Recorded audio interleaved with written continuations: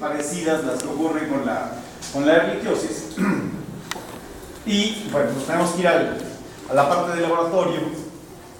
Bueno, pero antes de hablar de esta cuestión del laboratorio, hablemos de lesiones.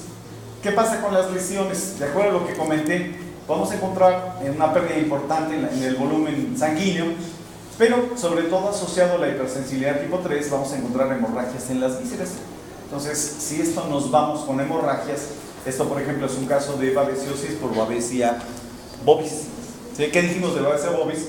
Causa un síndrome de coagulación intravascular diseminada y esto genera una tremenda congestión a nivel del cerebro. Entonces, aquí se puede ver las áreas donde se produjeron las hemorragias, las zonas de congestión, y no sé si alcancen a detectar, tenemos mucha luz, se ve un puntilleo.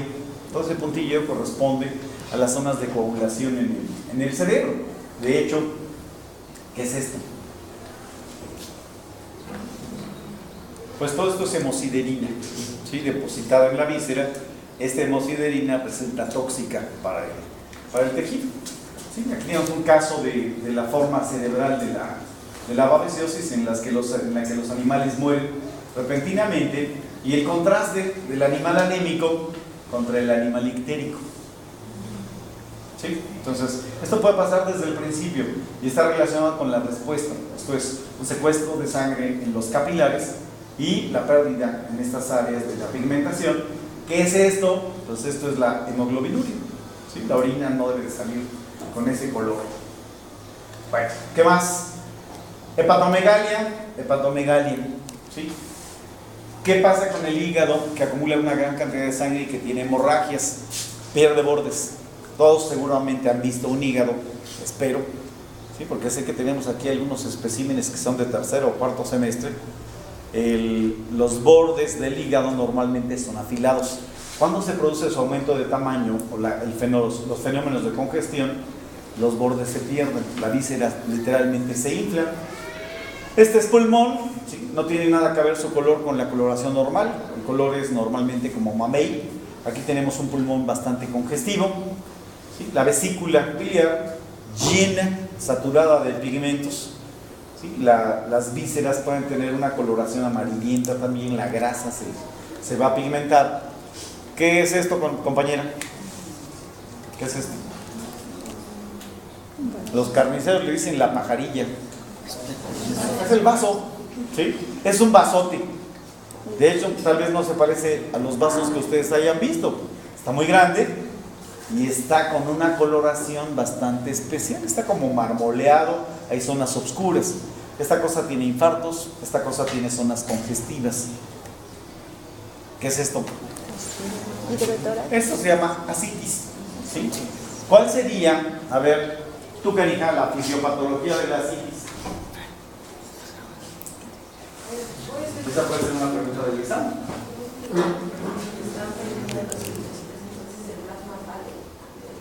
Además, ¿qué pasa? A ver, con el C1QR, C2A, C4A, C3A y C5A.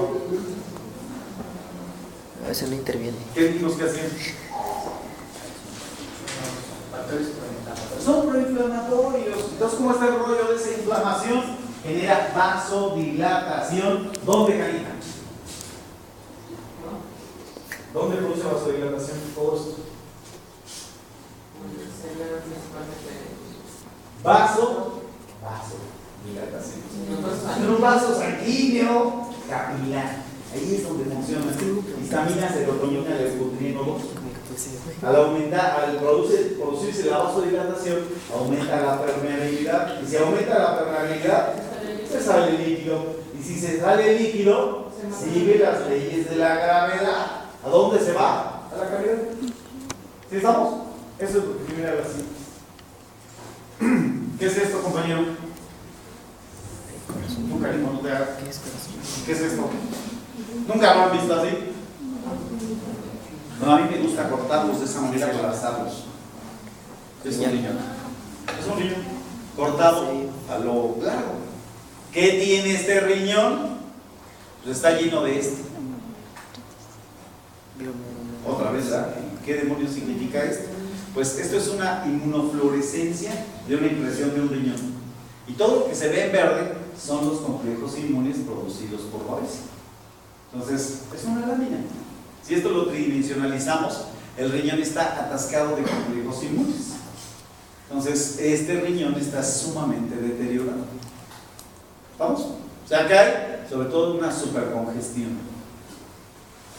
Bueno, ahora, acá, ¿qué tenemos? Una hemosiderosis de los 70.000 demonios.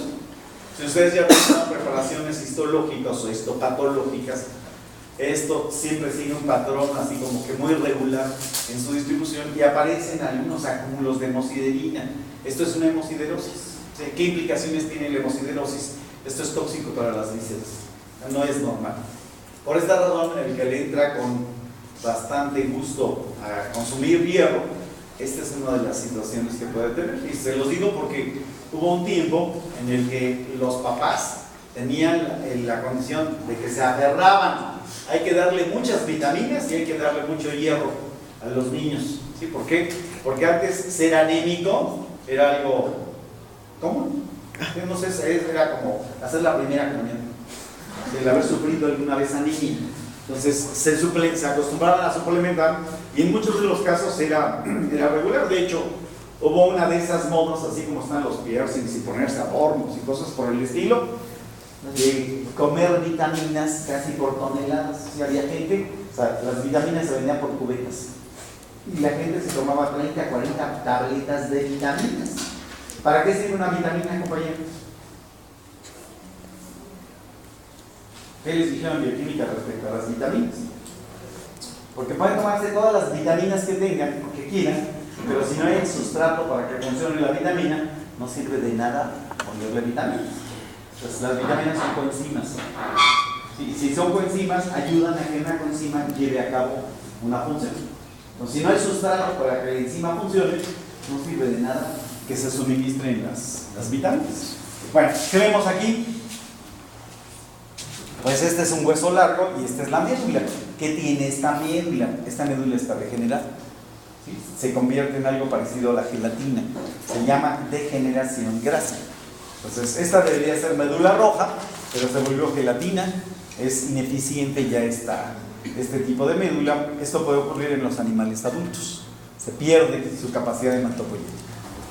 Bueno, ahora sí, ¿cómo diagnosticamos esta cuestión?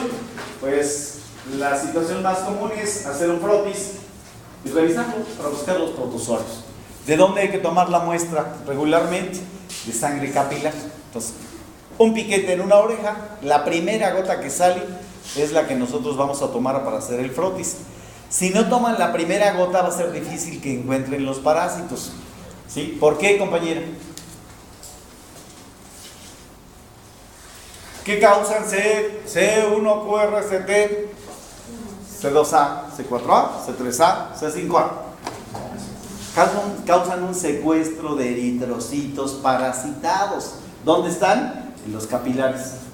Entonces, si tomamos la sangre del capilar, a la hora que hacemos esa punción, va a salir rapidísimo esa primera sangre. Y la que sigue, ya va a ser difícil que estén presentes los parásitos. ¿Sí? Entonces, hay que recordar, la condición clínica está asociada a una parasitemia del 1%. ¿Sí? Una parasitemia del 1% causa la enfermedad y la muerte del animal. Así que hay que hacer el frotis, hay que buscar cuidadosamente los parásitos, hay que saber hacer un frotis. Y se los digo, hace 2 días nos llegó un caso de caballo con el posible diagnóstico de babesiosis, pero nos trajeron unos frotis para tirarlos a la basura. Entonces no le pudimos ayudar a esta persona porque hizo unos frotis espantosos. ¿Sí? Entonces, esto puede ser muy importante, hay que fijarlos y hay que observarlos en el laboratorio.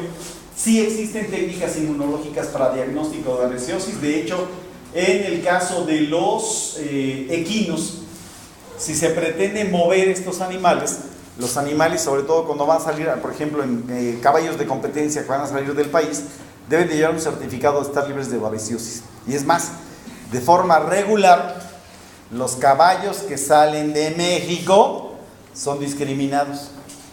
¿Por qué? Porque, a ver, ¿dónde creen que le hagan la técnica inmunológica al caballo para que salga del país? Porque tienen que tener un aval del sector oficial. Los hacen en el laboratorio central de diagnóstico de la Secretaría de Agricultura, en la parte de sanidad animal, y regularmente les falla el diagnóstico. Entonces llegan allá sí les hacen una prueba como debe de ser y salen positivos.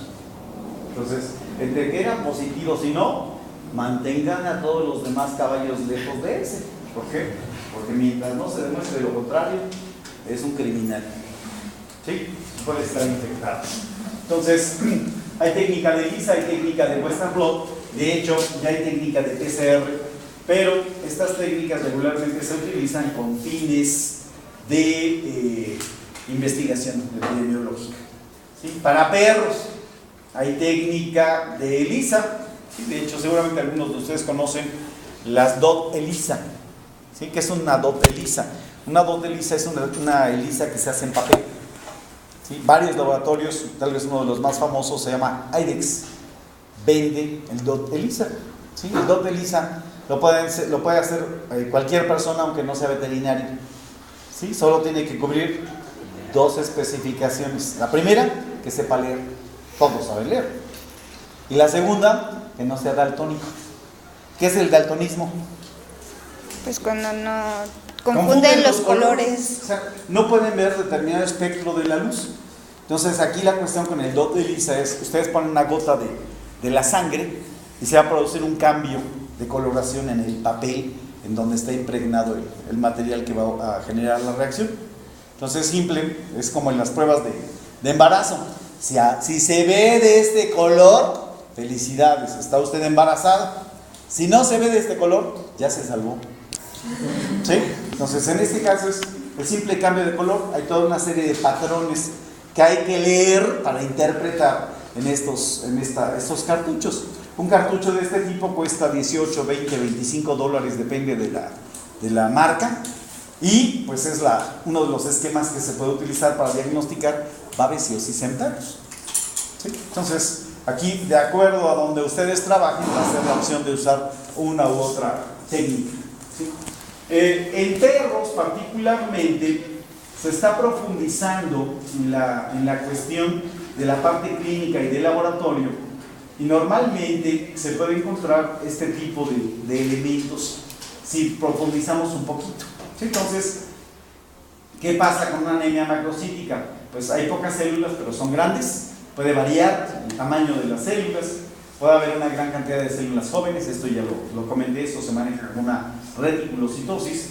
Hay una reducción en la cantidad de leucocitos, en neutrófilos, en basófilos, en eosinófilos, y se produce una importante reducción en la cantidad de plaquetas. Entonces, estos elementos pueden ser una guía también asociada a la parte de laboratorio. Bueno, ¿qué hacer en la parte de prevención? En la parte de prevención y control, la situación sobre todo está enfocada al control de los vectores. Entonces, ya lo he explicado. En el caso del control de los vectores, este ha ido enfocado, en principio, a atacarlo con productos químicos. ¿Sí? En este sentido, pues prácticamente desde que el hombre empezó a hacer un poco de ganadería, empezó a buscar con qué matar a las garrapatas, y probablemente el más viejo de los productos insecticidas y garrapaticidas fue el lodo. ¿Sí? El lodo, simplemente los animales se sumergen en el lodo y se asfixian las garrapatas, se les tapan los estigmas respiratorios.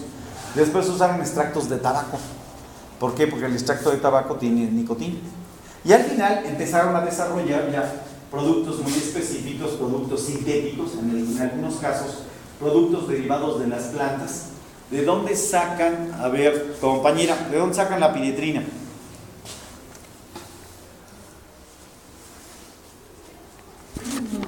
A la compañera que está hasta atrás, que esperemos que esté en sus 5 sentidos.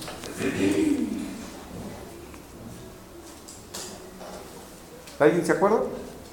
Eso de farmacología se los han de haber dicho, de los crisantemos. Es un extracto del crisantemo. Entonces se usan muchos crisantemos para poder obtener piretrina. En razón de esto, los químicos orgánicos generaron los piretroides. Entonces se hizo un estudio químico de qué era la piretrina y de ahí se sintetizó la piretrina como tal y empezaron a jugar a agregarle radicales y a seleccionar. Actualmente tenemos alrededor de unos 10 piretroides diferentes. Los piretroides son los insecticidas más usados en este momento porque se les considera los insecticidas ecológicos.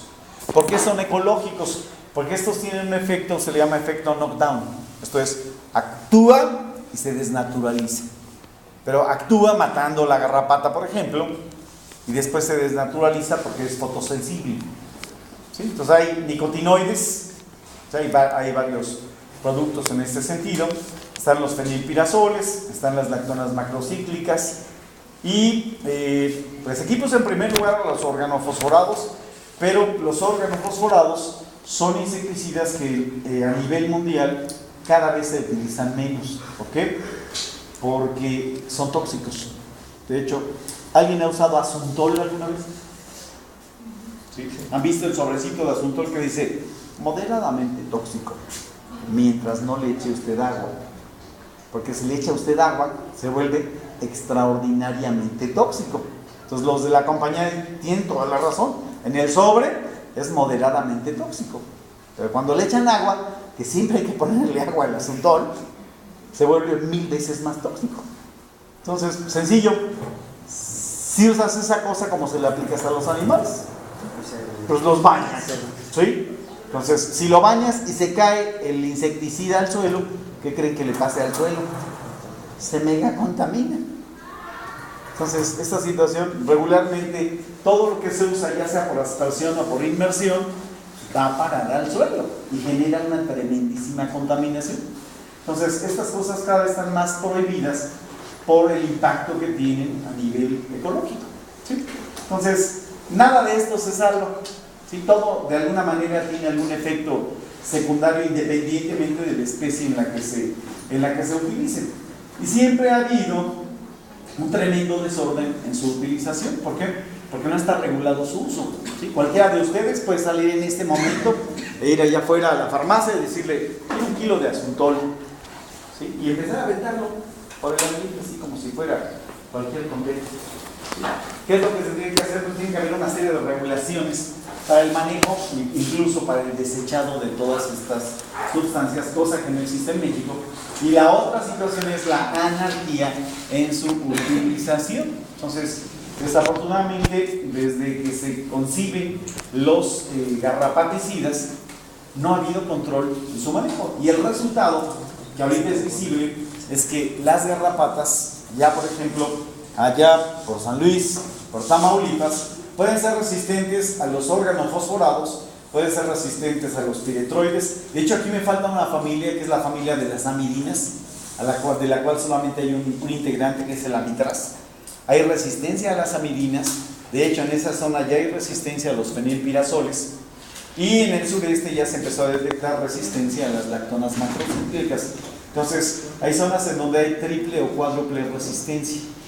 Entonces, esto es en la garrapata Rhipicephalus microplucianulatus, que es la única que se estudia en resistencia, que es curioso. O sea, podemos encontrar que hay muchas garrapatas que pueden presentar resistencia, pero la única que se estudia en el Centro Nacional de la Garrapata, que está en Morelos, es la Exbophilus, ¿sí? Y ahí son súper expertos.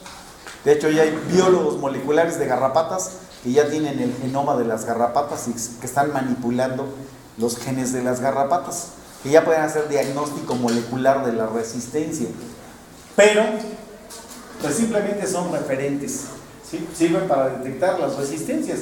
¿Qué pasa con Anocentor? ¿Qué pasa con Rhipicephalus bursa? ¿Qué pasa con Rhipicephalus sanguineus? Nadie sabe, ¿sí? ¿Por qué? Porque la anarquía está peor todavía, ¿sí? Muchos veterinarios de pequeñas especies no tienen la menor idea de cómo utilizar un insecticida o un garrapaticida, ¿sí? ¿Y qué es lo que ocurre? Pues sencillamente los atrapan, ¿sí? Te vendo 20,000 pesos de Frontline. ¿Qué vas a hacer después de comprar 20,000 pesos de Frontline? Al que pase por ahí vas a intentar meter el Frontline a chaleco. Y la gente dice, es que jala muy bien, mata muy bien a las pulgas y mata muy bien a las garrapatas. Pero ya la misma gente de Medial confiesa que cada vez el efecto de su producto es más corto. ¿Sí? Imaginen ustedes, cuando llegó el fipronil al principio, daba una protección de 45 días. ¿Sí? Yo lo llegué a aplicar y hasta 3 meses se protegían los perros. En este momento ya anda sobre 28 días. ¿Qué es lo que pasó? Ya perdió la mitad de su potencial.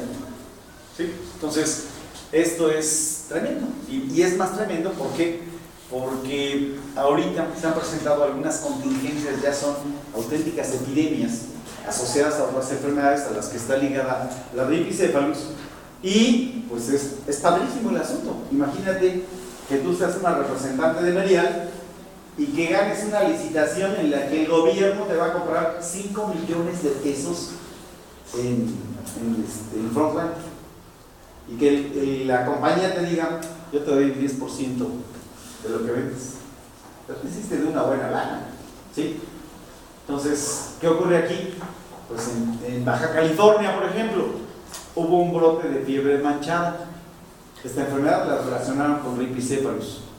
Imaginen cómo estuvo la bronca, que en Mexicali tenían 30,000 perros en su población, y después de que apareció la fiebre manchada, sobrevivieron 10,000 perros. ¿De qué creen que se murieron los perros? Pues la gente creía que el perro transmitía la enfermedad. Entonces, entre que sí que no, mato al perro. Punto. ¿Sí? Y después, a comprar garrapaticidas a lo bestia para tratar de combatir este tipo de problema. ¿Sí? Entonces, la cuestión ahí es, ese manejo, o sea, sin una regulación, puede llevar sin remedio a la resistencia. ¿Sí? Entonces, ¿qué es lo que hay que hacer aquí? Pues yo, por donde quiera que voy, le digo a la gente: si le cae bien Merial, se le infiel. Compra productos de Bayer también, compra productos de Zoetis ahora, que era Pfizer antes. ¿Para qué? Para que les ayudes a ellos a que dure más su medicamento. Si usamos el mismo, vamos a presionar a la población, vamos a inducir resistencia. Si hacemos una rotación de los productos, vamos a ser más efectivos controlando las garrapatas y vamos a hacer que dure más tiempo esa cosa, porque piensen ustedes, o sea, ¿cómo le dieron al clavo para sacar el fipronil, que era el único principio de la familia? ¿Cuánto tiempo se tardaron? ¿Cuánto dinero invirtieron para que cualquier pelagatos llegue y desarrolle resistencia en 2 patadas? Sí, porque con el fipronil incluso hubo un momento, por ejemplo, en Australia, que el gobierno dijo: fipronil es el producto oficial para controlar la pulga. ¿Sí? O sea, ahí hay pulgas de alergias. Imaginen ustedes que tu casa se llegue a cotizar en base al nivel de contaminación con pulgas que tenga. Y que digan: ¿sabes qué? Tu casa ya nos vale la mitad. ¿Por qué? Está súper empulgada. ¿Cuál es la razón? Pues eso tal vez no les haya pasado a ustedes, pero las casas las hacen de madera y están o sea, digamos, es como un templete, o sea, tiene un soporte. Abajo se crían pulgas a lo bestia. ¿Por qué? Porque hay un montón de animales silvestres. Esos animales silvestres meten y sacan pulgas. Entonces, es casi imposible llevar el control. El gobierno declaró fipronil cada 45 días. ¿Sí? Declarar esto oficialmente condenaba al fipronil al desarrollo de resistencia. Así de simple. Y la prueba, aquí en México ya la hicieron: 9 meses de aplicación continua de piretroides, resistencia segura para fin de año. ¿Sí? Entonces, ¿qué hay que hacer? Hay que hacer rotación, cosa que la gente no acaba de entender, y los veterinarios tampoco. ¿Sí? Tenemos la culpa. Bueno, entonces, esta es la cuestión con el combate. Hay que establecer calendarios, se necesita saber de garrapatas. Y ahí, los de parasitología tenemos la culpa también. Las garrapatas, ¿en qué parte del curso se ven? Pues al final. Y les hablan media hora de garrapatas y pues ¿saben? Lo que alcancé a pescarle al maestro. Se requeriría de manejar bien, de forma bien importante esta cuestión para poder entrarle adecuadamente. ¿Sí? Entonces, este es uno. ¿Qué hace con los vertebrados? Pues ahorita prácticamente no hay nada que hacer. La opción que había era vacunar, ¿sí? Pero se ha encontrado que las vacunas que se han desarrollado contra babesia solo sirven para la babesia de la localidad. Entonces, sí, ya en muchos países hay vacuna, pero solo sirve para la región de donde fue aislada la babesia. De hecho, al animal, y esta situación es específica para los bovinos, nosotros le podemos aplicar la vacuna contra la garrapata. ¿Sí? ¿Cómo harías una vacuna contra garrapatas, Kenia? Porque al principio, yo conocí a un individuo que lo tachaban de loco, porque el señor hacía licuados de garrapatas, él trabajaba en el rastro, era un señor que era inspector del rastro, pero llevaba un científico en su interior y hacía muchos experimentos ahí en el rastro, y todo, decían, ese cuate está bien loco, pero eventualmente el tiempo le dio la razón. ¿Sí? ¿Qué pasa si le aplicamos un licuado de garrapata a un animal? Y después le ponemos las mismas garrapatas. Pues se crea una inmunidad. Entonces, este cuate empezó haciendo estas cosas y cuando los animales se volvían a infectar, se veía que menos garrapatas se desarrollaban en él. Entonces, esto, pues en principio dijeron, pues es algo parecido a lo que se hace con cualquier vacuna. Entonces, después se pusieron a estudiar el genoma de las garrapatas, ya está bastante bien estudiada esta cuestión. Se encontró que en el intestino de las garrapatas hay antígenos muy potentes. La cuestión es que los antígenos intestinales nunca entran en contacto con el cuerpo de los vertebrados. Entonces lo que hicieron fue, bueno, ahora separamos intestinos específicamente y con eso inmunizamos a los animales. Y se dieron cuenta de que jalaba padrísimo, ¿sí? Que había respuesta humoral y celular, y que la garrapata, cuando comía sangre de un animal que estaba inmunizado, se desprendía rápidamente y ya no se podía reproducir, y se afectaban de esta manera las poblaciones de garrapatas.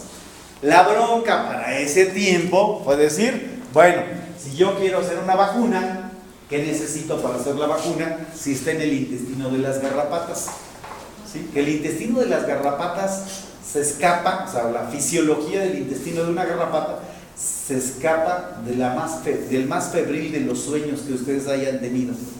Ya después platicamos de lo que es la fisiología de la digestión y del intestino de una garrapata. Pero ¿cómo le harías, Kenia? Sería destacar muestras. Pues la lógica de ese tiempo, pues estaba en pañales la ingeniería genética. Imagínense ustedes, les hablo de por allá de 1977, se hizo la primera secuenciación de un polipéptido. ¿Sí? El polipéptido tenía como 400 aminoácidos. ¿Sí? El cuate que tenía un aparato de secuenciación, hagan de cuenta que se había sacado el premio mayor el 15 de septiembre. Era único. Los que tenían secuenciadores de aminoácidos eran súper chidos. Imaginen que ahora les hacen un nucleótido. ¿Sí? ¿Qué es un nucleótido? Pues la unidad para formar DNA en 3 días. Así que hay pues un potencial impresionante con la cuestión de la genética. Entonces lo que hicieron, poco a poco, se tardaron más de 30 años, es 1. ¿Cuál gen produce el antígeno de intestino? 2.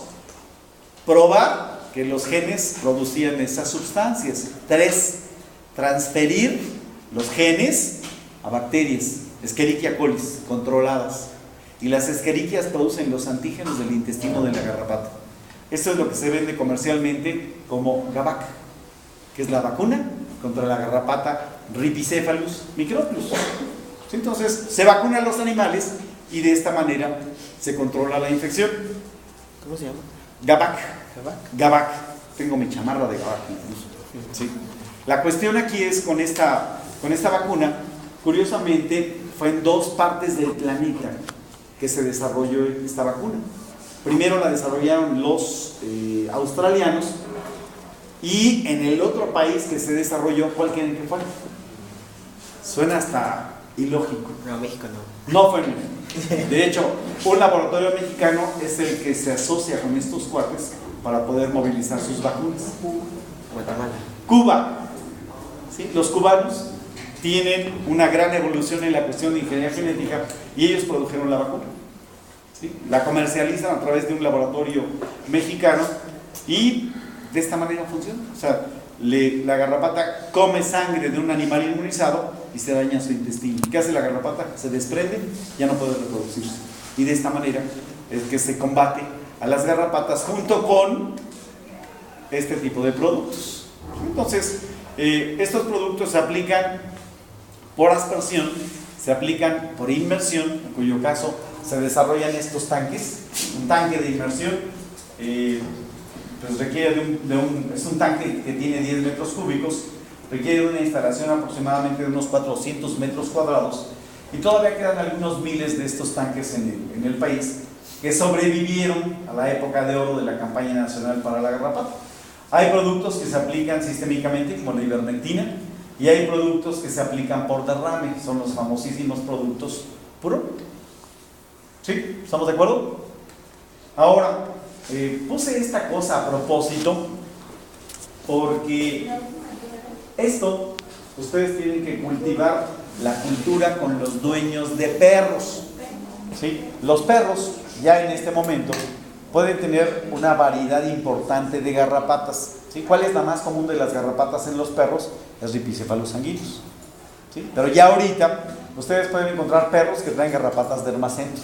Pueden encontrar perros que traen garrapatas amblioma. Pueden encontrar perros que traen garrapatas ixodes. ¿Sí? Y no les hablo de que si se van a la zona más recóndita de México, les hablo de si están en Cuautitlán Izcalli. ¿Sí? Entonces, por ejemplo, si un perro trae un ixodes, la ixodes tiene que ser extirpada inmediatamente que se le trepa al perro. ¿Por qué? Porque esta garrapata ixodes transmite Borrelia burgdorferi. ¿Qué causa Borrelia burgdorferi? Pues hay una enfermedad muy famosa que se llama enfermedad de Lyme. ¿Han oído hablar de Lyme? ¿No les han hablado de Lyme? Voy a echar bronca a la canija de Susana. Lyme causa una enfermedad sistémica que eventualmente causa problemas neurológicos o problemas cardiológicos. Lyme es un condado de un estado en Estados Unidos. México tiene más Lyme que Lyme. Y no les hablo de México país, sino México Distrito Federal. ¿Sí? Los perros adquieren sus garrapatas en los parques de la Ciudad de México.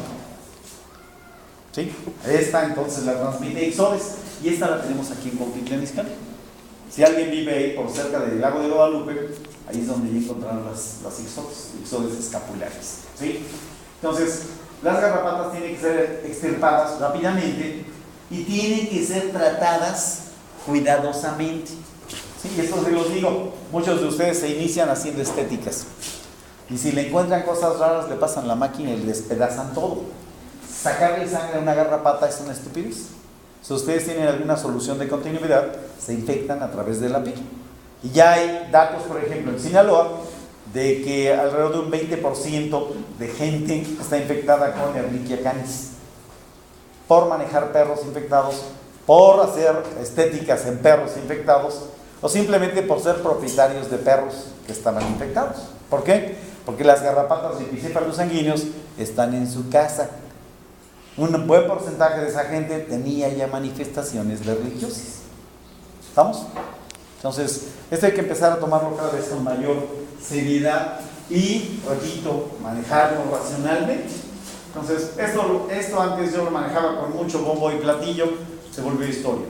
¿Sí? La vacuna que hay en México la hicieron egresados de nuestra escuela, pero protege solamente a los animales de donde se hizo el aislamiento. Esto les llevó muchísimo tiempo. Dieron una vacuna atenuada contra babesia, se tardaron, no sé, tal vez unos 10 años en hacer todas las pruebas, y después con tristeza se dieron cuenta de que esto no protege de forma universal. Bueno, ¿cómo se trata la infección? Pues ya comenté, la infección requiere solo de un tratamiento que estabiliza la infección y se le deja el resto a la respuesta inmune. Tenemos productos viejos a base de colorantes como el azul de trípano, es un colorante supravital. Probablemente uno de los más usados sean estas amidinas, el diaceturato de diazoaminobencidina. Y otro que ha cobrado más o menos, que tiene ya el papel adecuado, es el carbamato de imidazol, este es el imidocar. Estas son las opciones, repito, se da solo un tratamiento. Pueden ser tóxicas estas cosas, especialmente en el caso de los perros. Pueden inducir cólico cuando se aplica el tratamiento con diaceturato de diazoaminobencidina.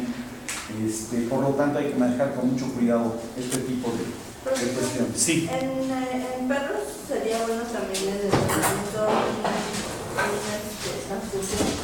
Sí, de hecho, en el caso de los perros, cada vez la cosa se vuelve más sofisticada. ¿Sí? ¿De qué depende esto? Pues uno, depende del nivel de equipamiento, depende del nivel de conocimientos de los veterinarios. ¿Sí? Yo conozco gente que incluso tiene su grupo de donadores. O sea, se requiere transfusión, ya tienen un perro al que continuamente le están sacando sangre, se mantiene a base de su sangre el animal y le aplican toda la tecnología al perro. Pero pues si nosotros hablamos de la cuestión de los niveles desde los consultorios a lo que son clínicas y francos hospitales, estamos hablando del submundo, así como de Mitla, el Mictlán, el inframundo de la veterinaria, hasta el Olimpo de la veterinaria.